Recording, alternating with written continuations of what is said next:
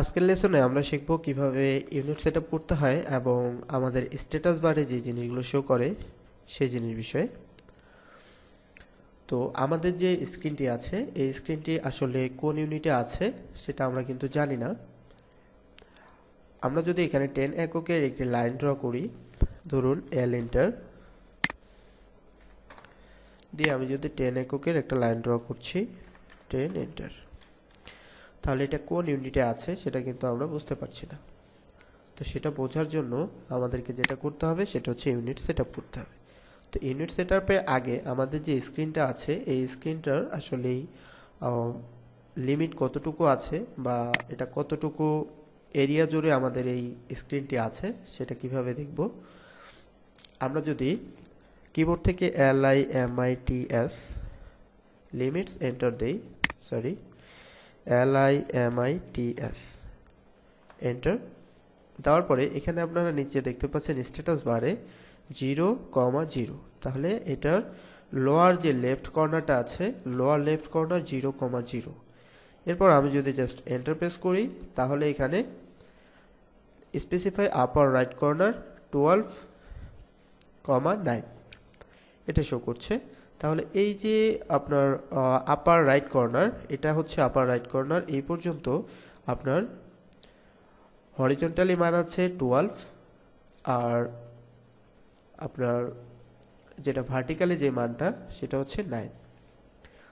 এখন এটা যদি আমি 12 এবং 9 এটা রেখে দিতে চাই তাহলে আমি জাস্ট এন্টার প্রেস করলেই এটা লিমিটটা সেট হয়ে যাবে। আর আমি যদি চেঞ্জ করতে চাই তাহলে আমি এটা চেঞ্জ করতে পারবো। তো আমি এখানে একটু চেঞ্জ করে নিচ্ছি, 100,60 এন্টার, তাহলে 100,60 এটা হয়ে গেল। এখন এই লিমিটটা আসলে সেট আপ হলো কিনা এটা কিন্তু এখনো সেট আপ হয়নি, কারণ হচ্ছে আমি এখনো জুম এবং জুম এন্টার এবং অল এন্টার এটা করিনি। সেক্ষেত্রে আমাকে এখন কিবোর্ড থেকে প্রেস করতে হবে জেড এন্টার এবং এন্টার।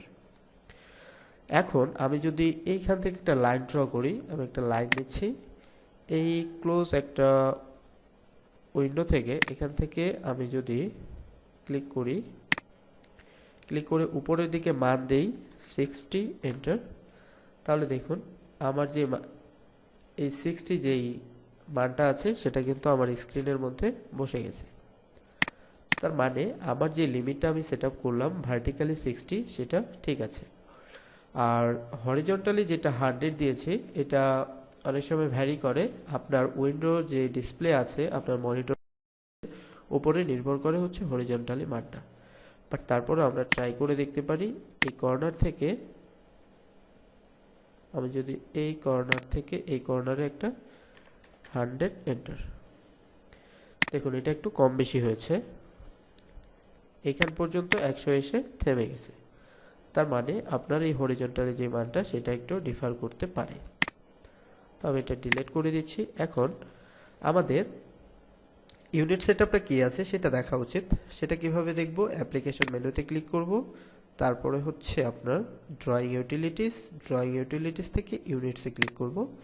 ইউনিটসে ক্লিক করলে এখানে আপনারা লেন্থ টাইপ দেখতে পাচ্ছেন, এখানে আছে ডেসিমেল, এখান থেকে আপনি আর্কিটেকচারাল দিতে পারেন, ইঞ্জিনিয়ারিং দিতে পারেন, ফ্র্যাকশনাল, সায়েন্টিফিক, আপনার যেটা কাজে লাগে তখন সেটা ইউজ করবেন। আমি আর্কিটেকচারাল দিয়ে যদি দেখাই, প্রিসিশন আপনি 0 ফিট 0 ইঞ্চি রাখতে পারেন অথবা 0 ফিট হাফ ইঞ্চি, বা প্রিসিশন মানে যত সূক্ষ্ম মানের দরকার তত সূক্ষ্ম আপনি এই জিনিসগুলো ইউজ করতে পারেন, তাহলে আপনার ড্রয়িংয়ে তত নির্ভুলতা বজায় থাকবে।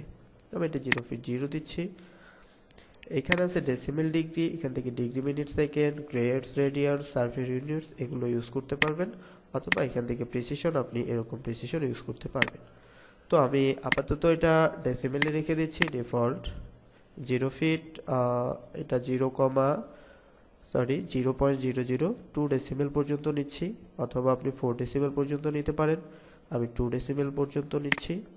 এখানে ইঞ্চি আছে, এই ইঞ্চিটা হচ্ছে আপনার ডিফল্ট একটা ইনসারশন স্কেল। আপনি এখানে যে ইউনিটটা দিবেন সেই ইউনিটটা ডিফল্ট হিসেবে কাজ করবে, সেটার জন্য আপনাকে কোনো নির্দিষ্ট কিবোর্ড থেকে নির্দিষ্ট করে দিতে হবে না। তো আমি এটা মিলিমিটারে রেখে দিচ্ছি, আপনি চাইলে এখান থেকে যে কোনো একটা ইউজ করতে পারেন। মিলিমিটারে রেখে দিলাম। এখন স্যাম্পল আউটপুট আছে, এখানে ডেসিমেল দেওয়ার পরে এখানে স্যাম্পল আউটপুটটা এরকম হবে। আপনি যদি আর্কিটেকচারাল দেন তাহলে এটার স্যাম্পল আউটপুটটা আপনি এরকম দেখতে পারবেন। আবার এখান থেকে ডিগ্রি মিনিট সেকেন্ড যদি দেন তাহলে এখানে যে স্যাম্পল আউটপুট সেটা আপনি এখান থেকে দেখতে পারবেন।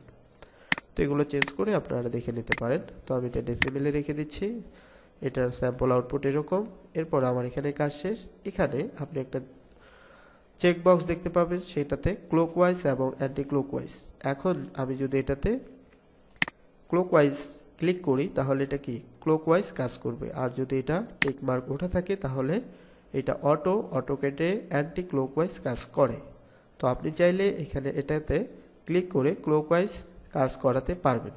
তো আমরা সেটা করব না, আপনি চাইলে করতে পারেন। জাস্ট ওকে প্রেস করব, তাহলে আমাদের ইউনিট সেটআপটা হয়ে যাবে।